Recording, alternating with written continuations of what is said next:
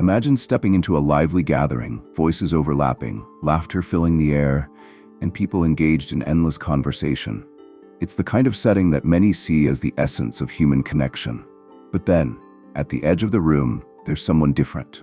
They're not awkward or lonely, just detached, uninterested in small talk, lost in thought. Why do highly intelligent people often seem disengaged from social life? Is it arrogance, introversion, or something deeper? Could intelligence naturally lead to a preference for solitude? To answer this, we turn to Arthur Schopenhauer, one of the most unconventional philosophers of the 19th century. His ideas challenge everything we assume about social life, and by the end of this video, you might see your own relationships in a whole new light. Schopenhauer believed that intelligence and solitude go hand in hand. The more intelligent a person is, the less they rely on social interaction for stimulation or validation.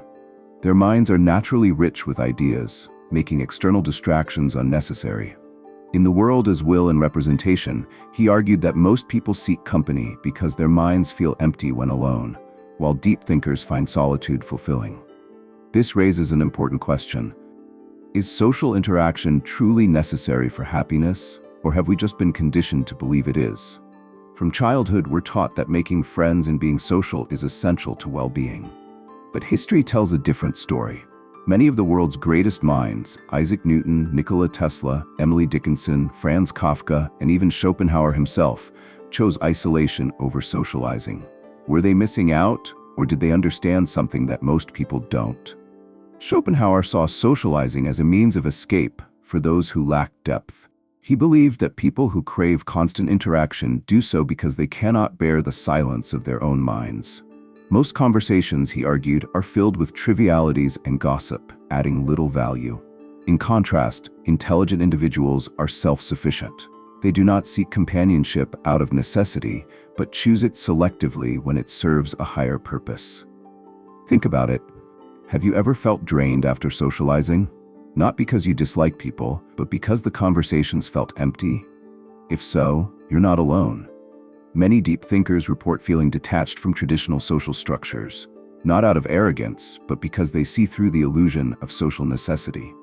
Some might argue that humans are naturally social creatures, that we evolved to depend on groups for survival. Schopenhauer didn't deny this, but he saw social life as more of a practical tool than a source of true fulfillment. He compared people to empty vessels. Those with little intellectual depth seek external input to feel complete, while those with rich inner worlds thrive in solitude.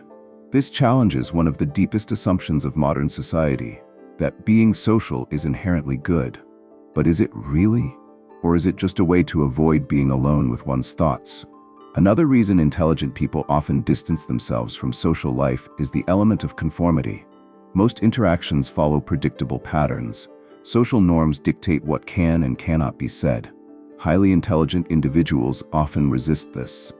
They prioritize authenticity over acceptance, depth over superficiality, and truth over politeness.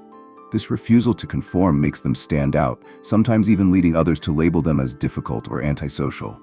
Yet this doesn't mean they despise society.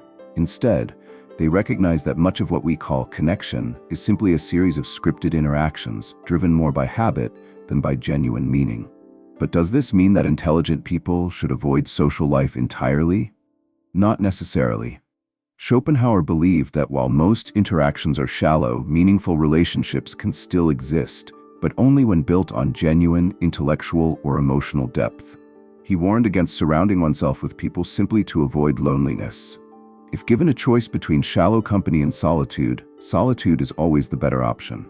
Schopenhauer also made a key distinction between solitude and loneliness. Loneliness is a lack of fulfillment, while solitude is a state of self-sufficiency. Most people fear being alone because they associate it with emptiness, but for deep thinkers, solitude is essential for wisdom and self-discovery. Have you ever been in a room full of people, yet felt completely disconnected? Have you ever engaged in a conversation only to realize that it held no real meaning? This is the exact feeling Schopenhauer described, the awareness that much of social life is built on superficiality. His insights force us to reconsider. If deep thinkers naturally prefer solitude, does that mean they lack fulfillment? Or have they simply discovered a higher form of it? Schopenhauer argued that most human suffering comes from desire, an endless craving for recognition, pleasure, and distraction. Most people chase relationships, status, and entertainment, believing these things will bring happiness. But even when they achieve what they want, the satisfaction is temporary, and a new craving takes its place. Intelligent individuals, however, tend to see through this cycle. They understand that true contentment doesn't come from external validation, but from a life aligned with deeper purpose and understanding. This realization changes everything. It forces us to ask, what if everything we've been taught about fulfillment is wrong?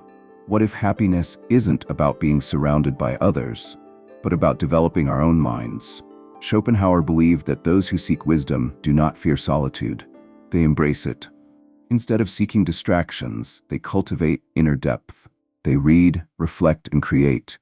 They pursue knowledge not to impress others, but because it is an end in itself. The more unintelligent a man is, Schopenhauer wrote, the less mysterious existence seems to him. In other words, deep thinkers do not see life in simple terms. They question, analyze, and search for meaning. And because of this, they often feel disconnected from mainstream society, which tends to avoid deep existential questions.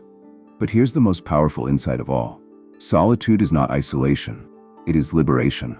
Schopenhauer warned that constant exposure to society prevents independent thought.